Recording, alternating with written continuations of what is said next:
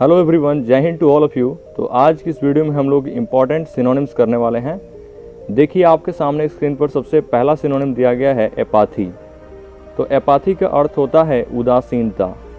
और याद कैसे रखना है, एपाथी को रिलेट कीजिए पोथी से, जिसको हम लोग अपने भाषा में बुक्स कहते हैं।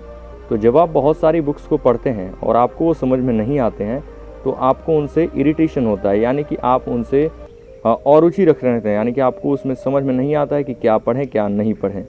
तो इसका यही सिंपल मीनिंग होता है अरुचि। और इसके सिनोनिम्स होते हैं डलनेस एंड लैसिट्यूड। इसको आप लेजीनेस के रूप में याद रख सकते हैं। ओके, नेक्स्ट क्वेश्चन नंबर 2 आपके सामने दिया गया है लिबर्टी। तो देखिए लिबर्टी का मतलब होता है स्वतंत्रता, आज़ाद रहना।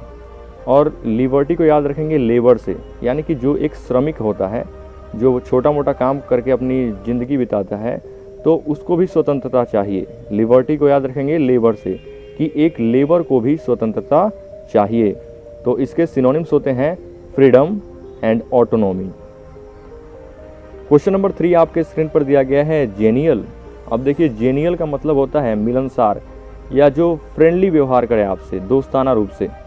तो जेनियल को याद रखेंगे या तो जॉनी से या जॉनी लीवर, यानी कि आपने जॉनी लीवर को देखा ही होगा। वो बहुत अच्छे कॉमेडियन हैं और सभी के साथ घुल मिलकर रहते हैं, मिलनसार व्यक्ति हैं।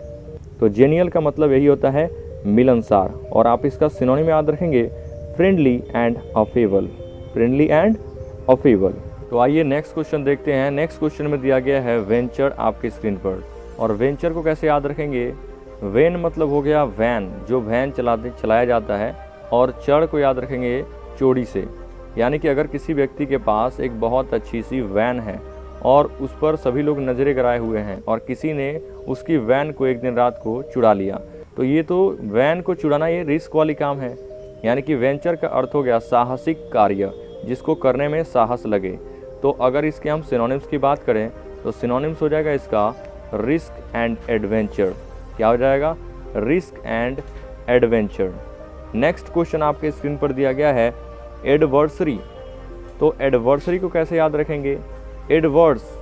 अब इसको याद रखिए कि जो लोग होते हैं वो अगर सेम इंडस्ट्री में काम करते हैं तो वो अपने प्रमोशन के लिए एक दूसरे से जलते हैं। या ऐसे याद रखिए 2 कंपनियां हैं और वो एक ही तरह का काम कर रही हैं, लेकिन दोनों लोग अपने अपने कंपनी को आगे बढ़ाना चाहते हैं, तो वो एक दूसरे के दुश्मन बन चुके हैं और वो अपना अपना एडवर्टाइजमेंट करवा रहे हैं। क्या करा रहे हैं, एडवर्टाइजमेंट करवा रहे हैं। तो एडवर्सरी को याद रखेंगे एडवर्टाइजमेंट से।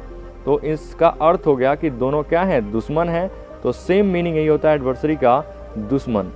और इसके अगर हम सिनोनिम्स की बात करते हैं तो सिनोनिम होता है राइवल एंड ओपोनेंट। क्या हो जाएगा, राइवल एंड ओपोनेंट। एनिमी भी लिख सकते हैं इसका सिनोनिम। तो बहुत सारे सिनोनिम्स हैं, आप इसको ट्रिक के द्वारा याद रखिएगा। ओके, नेक्स्ट में दिया गया है हार्डी। तो हार्डी का मतलब होता है मजबूत। और हार्डी को तो आपको पता ही होगा, हार्ड। कोई भी चीज़ अगर हार्ड है तो हार्ड का मतलब वो ज़्यादा मजबूत होगा। और इसके सिनोनिम्स की बात करेंगे तो सिनोनिम्स होंगे टफ एंड स्ट्रॉन्ग। क्या क्या हो जाएंगे, एक तो टफ हो जाएगा और दूसरा स्ट्रॉन्ग हो जाएगा। तीसरा हमारे पास सिनोनिम है जो कि है ग्लू। तो GLUE, ग्लू का अर्थ होता है चिपकाना। ग्लू को याद रखेंगे गोलू से। एक गोलू नाम का लड़का था और वो रास्ते पर जा रहा था, अचानक से उसका पैर फेविकॉल पर पड़ गया, जिससे कि उसका पैर वहाँ पर चिपक गया। या ऐसे याद रखें ग्लू स्टिक होता है तो वो क्या करता है, चिपकाने का काम करता है। तो ग्लू का अर्थ हो गया चिपकाना।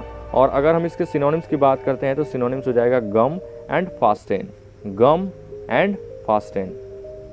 नेक्स्ट दिया गया है रेलिंक्विश। तो देखिए रेलिंक्विश का मतलब होता है त्याग देना, किसी भी चीज़ को बहिष्कार कर देना।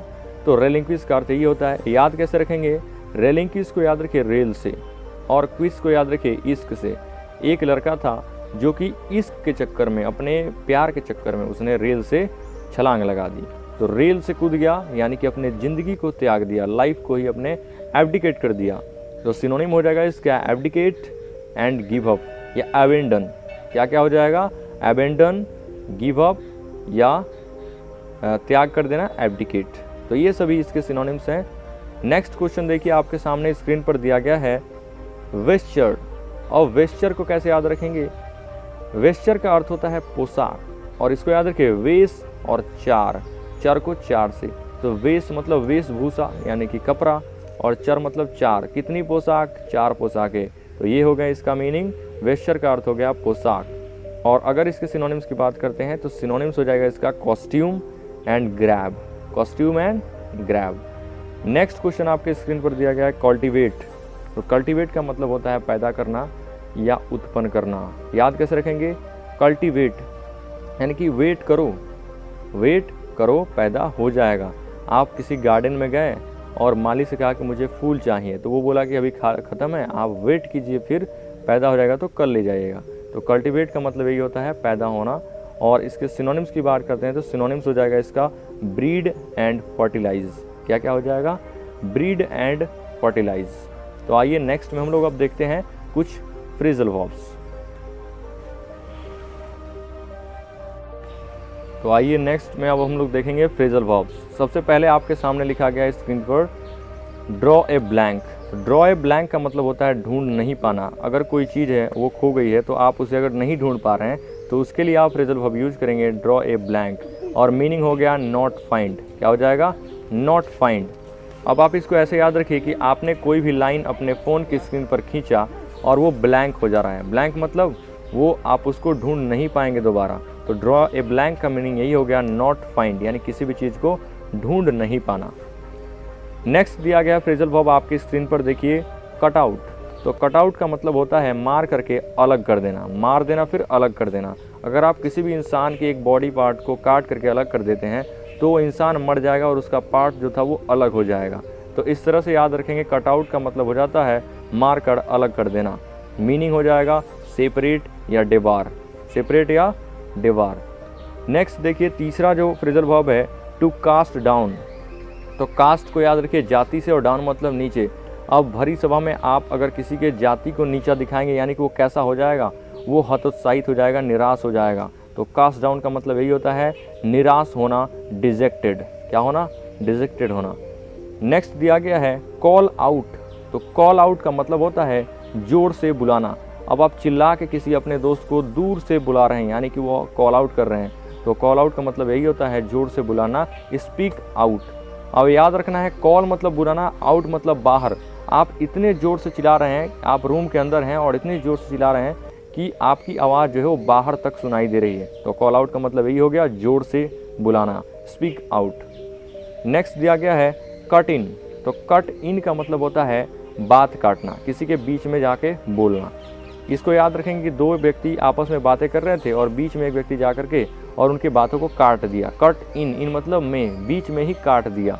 तो इसका मीनिंग यही होता है बात को काटना, to interrupt someone, to interrupt someone. Next देखिए आपके सामने दिया गया है टू लुक फॉर।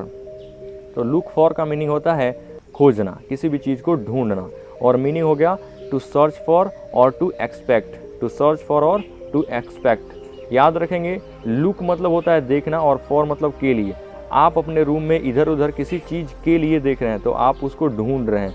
मान लीजिए आपकी कोई बुक है वो खो गई है तो आप उसके लिए इधर उधर देख रहे हैं यानी कि आप उसको ढूंढ रहे हैं। तो लुक फॉर का मीनिंग यही होता है सर्च फॉर समथिंग या टू एक्सपेक्ट समथिंग। नेक्स्ट दिया गया है ले डाउन।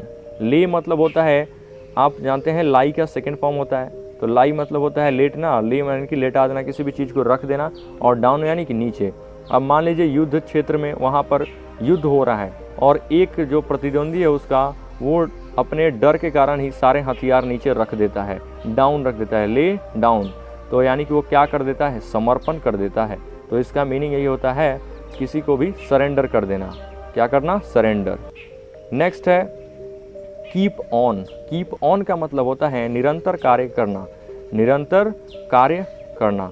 तो इसको याद रखेंगे, कीप मतलब होता है जारी रखना, ऑन मतलब पर, किसी भी चीज़ पर, अपने काम पर जारी रहना। तो आप इसका मीनिंग याद रखेंगे टू कंटिन्यू वर्क। नेक्स्ट है पास अवे। तो पास अवे का मीनिंग होता है मर जाना, टू डाई। अब पास मतलब होता है गुजरना, अवे मतलब दूर। अब आपके साथ कोई व्यक्ति था और वो दूर गुजर गया यानी कि चला गया, अब वो वापस लौट के नहीं आएगा यानी कि वो मर चुका है। तो पास अवे का मीनिंग सेम होता है टू डाई या मर जाना। नेक्स्ट है आज का last phrasal verb run over. तो रन ओवर का मतलब होता है कुचला जाना, मीनिंग हो जाएगा क्रश। अब रन मतलब होता है दौड़ना और ओवर मतलब उसके ऊपर। तो अगर आप रास्ते से दौड़ के जा रहे हैं या कोई भी व्यक्ति जा रहा है और अचानक से उधर से ट्रक वाले ने उसको कचार करके उसके ऊपर से चला गया, तो रन ओवर का मतलब यही होता है कुचला जाना, यानी कि किसी भी गाड़ी से या किसी भी वाहन से कुचला जाना। तो मीनिंग हो गया क्रश। ओके, सो फ्रेंड्स, आप सभी को आज का ये वीडियो कैसा लगा हमें कमेंट करके बताइए, और वीडियो अच्छा लगे तो वीडियो को शेयर कीजिए और चैनल को सब्सक्राइब करिए। मिलते हैं जल्द ही नेक्स्ट वीडियो में। जय हिंद।